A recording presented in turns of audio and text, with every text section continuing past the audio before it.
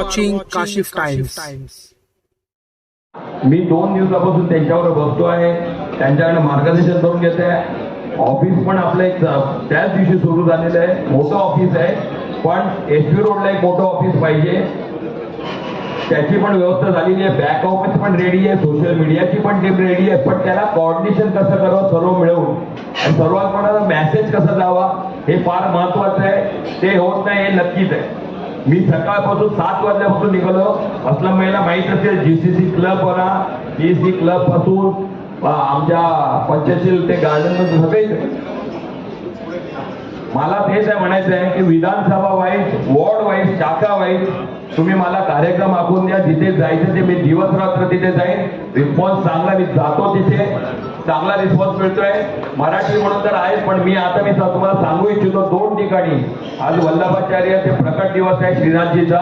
2 हवेलीमध्ये आज मला बोलवण्यात आलेलं आहे. तिथे महिलांनी मिळून मला सत्कार केला आणि त्यांनी तेच सांगितलं, गुजराती महिलांनी सांगितलं का ही जी महागाई वाढली त्याच्याबद्दल काहीतरी करा.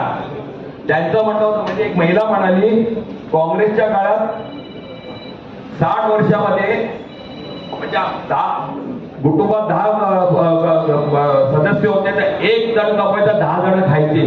पण आज असं झालं आम्ही 10 कमवतो पण 1 खाणं मुश्किल झालेली आहे. एवढी महागाईचा भडका उडालेला आहे. तर साहेब कुठेतरी लक्ष द्या. हे तर लोकांमध्ये प्रचंड राग आहे. आणि बेरोजगारीचा प्रश्न, शेतकऱ्याचा प्रश्न, याच्यावरती विस्तृतपणे असलमभाई म्हणालेले आहेत, बोललेलेच आहे. पण सर्वात महत्त्वाचं म्हणजे नेरुरकर साहेबांनी सांगितलं, भूषण पाटील मी नाही, भूषण पाटील तुम्हीच आहे समजून ही निवडणूक लढवायची आणि एकदा तरी यांना बाहेरचा रस्ता दाखवायचा आहे. आणि त्याकरिता जे पियुष गोयल, जसं सुनील शिंदे साहेबला नावामध्ये दम नाही, पियुष गोयल फुल झालेला गोयल आहे. आणि भूषण पाटील समोर आहे, एक लढणारा, तुमच्यासाठी लढणारा, तुमच्या आमच्या सर्व नागरिकांसाठी लढणारा एक लढवाई तुमच्या समोर आहे. त्याच्या पाठीशी उभे राहा, त्याच्या बरोबर राहा तुम्ही, आणि तुम्हीच भूषण पाटील म्हणून समजा ही निवडणूक लढवा. विजय नक्कीच आपला होईल. आणि उद्यापासून त्याची पण रॅली सुरू होते. पहिली रॅली आपण बोरिवलीला करतोय उद्या दुपारपासून 4 वाजल्यापासून. ज्यांनी जे त्या विभागाला त्यांनी त्या रॅलीला यायचंय. बोरिवली, मागाठाणे आणि दहिसरची मीटिंग काल झाली आणि आज ती या 3 विधानसभाची मीटिंग आहे. इथे जेव्हा जेव्हा रॅली होईल तर प्रत्येकाने त्या रॅलीमध्ये सहभागी, त्या वॉर्डमध्ये त्या वॉर्डच्या लोकांनी यायला हवं. आणि बाकीच्यांनी घरोघरी जाऊन आपली एक कोऑर्डिनेशन करून राष्ट्रवादी काँग्रेस म्हणा, शिवसेना म्हणा आणि काँग्रेस पक्ष, समाजवादी पक्ष, आप पक्ष मिळून घरोघरी जाऊन लोकांशी संपर्क साधला पाहिजे. लोकांना माहिती आहे भूषण पाटील कोण आहे, पण त्यांना तिथपर्यंत आपल्याला टच करणं गरजेचं आहे. आपण पण म्हणता की त्याचा प्रचार खूप पुढे गेला, तसं काहीच नाही साहेब. ते बरेच जण म्हणतात पियुष गोयल कोण आहे, अजून आम्ही बघितलंच नाही. जसं आज मी तिथे राहतो साहेबांना, तिकडे अजून त्याचं तो गेलेलाच नाहीये. आणि विभाग तर खूप मोठा आहे, कव्हर करणं खूप मुश्किल आहे, संधीची खरीच गोष्ट आहे. पण तुम्ही पण म्हणता की जिथे जिथे मला बोलायचं मी बोलून लोकसभाच्या त्याची आखणी नेरुरकर साहेबांनी एकदम खूप चांगल्या पद्धतीने केलेली आहे. मी तर तेच म्हणाले, तेच आपण घेऊन पुढे कार्यक्रम आपले परमिशन वगैरे करून आपण सुरू करायला पाहिजे. आणि तर मी आपल्याला विनंती करेन, आपणच घोसाळकरचा इनिशिएटिव्ह घेऊन आमचे सर्व तुमच्या शाखेमध्ये सर्वजण येतील. काळू उद्याने मला सांगितलं उद्यापासून मीच प्रत्येक शाखेमध्ये जाऊन कोऑर्डिनेशन करून कार्यक्रमाची सुरुवात करून टाकतो. आणि फक्त तुमची साथ पाहिजे, विजय आपला नक्की होणार. आणि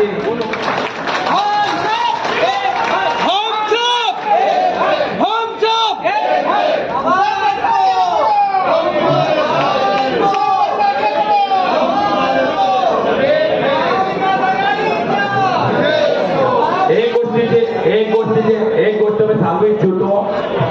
अशोक पटेल साहेबांनी सांगितलं, अजित भंडारी साहेबांनी सांगितलं की जे 15 दिवसापासून घोसाळकर साहेब मेहनत करत होते.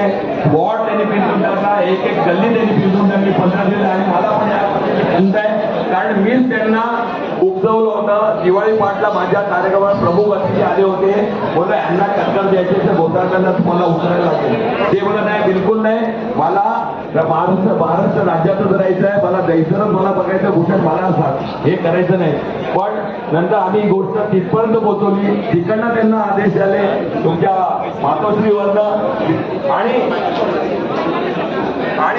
मला त्या गोष्टीला खंडाच्या मुलाला पैसा असल्यामुळे आणि माझी लॉटरी लागली. मी एवढं विनंती करेन, उद्यापासून घराघरात आपण पोहोचलो पाहिजे. मला कुठे जायचं, कुठे घेऊन जायचं, मी तुमच्यावर येईल. चोक गावामध्ये नेरुळकर साहेब सारखे वक्ते आपल्याकडे आहेत, घोसाळकर साहेबांसारखे वक्ते, सुनील शिंदे सारखे वक्ते, कैलासराव देशमुख असे बरेच व्यक्ती, संदीप मेहताजी आहेत आपल्याकडे फोनवर आपल्याबरोबर. तर मी तुम्हाला विनंती करीन, कृपा करून 15 दिवस आयुष्याचे मला द्या, पुढचे 5 वर्ष तुमचेच असणार. एवढं बोलून मी माझं भाषण थांबवतो. जय महाराष्ट्र, जय भीम. ये संविधान बदलने जा रहे हैं, इस देश को तोड़ने जा रहे हैं, इस देश को जाति में, प्रांतों में नफरत फैला के एक दूसरे के बीच में तोड़, इनका कभी भी सपना पूरा नहीं होगा. मैं आज बोल के जाता हूँ, लिख लेना. मैंने भी बहुत सारे चुनाव देखे हैं, मैंने बहुत सारे वातावरण देखे, मैं बहुत सारी परिस्थितियों में गया है. और एकदम सही बात है कि मैं तो बहुत छोटा था, घोसालकर से जब हमारे घर पे आते थे, जब मेरे वालिद साहब नगर सेवक थे, ये लोग नगर सेवक थे, सीडीएफ थे. इन लोगों को देख देख के ही हमने काम सीखा है और उसमें कोई बात नहीं, काम सीख के आगे भी निकल गया और उनके साथ में भी हूँ और साथ में आगे उनको भी बढ़ाना है, सबको लेके चलना है. याद रखना, हमेशा एक दूसरे का साथ देने वाला ही आगे बढ़ता है और एक दूसरे का साथ देके इस देश की तरक्की हुई है. कभी नफरत से, कभी एक दूसरे को खराब करके कभी भी कोई आगे नहीं बढ़ा है. मैं चाहूंगा कि सारे कार्यकर्ता लोग एकजुट हो जाओ. जैसा घोसालकर साहब ने अभी बताया, उस राह पे अगर हम निकल पड़े, जो टेम्पर उन्होंने बनाया था, उस टेम्पर को और हम किस तरीके से बूस्टर दें, घर घर पहुंच के, मोहल्ले मोहल्ले पहुंच के, बिल्डिंग बिल्डिंग पहुंच के, फोन के माध्यम से, सोशल मीडिया के माध्यम से, हर उस प्लेटफॉर्म के माध्यम से अगर हम भूषण पाटिल की कुछ बातें लोगों तक पहुंचाएंगे, राहुल जी की बातें लोगों तक पहुंचाएंगे, उद्धव जी की बातें पहुंचे, जितने भी नेता इंडिया के उन सब की बातें पहुंचाएंगे, तो जीत हमारी पक्की होगी. जय हिंद, जय भारत.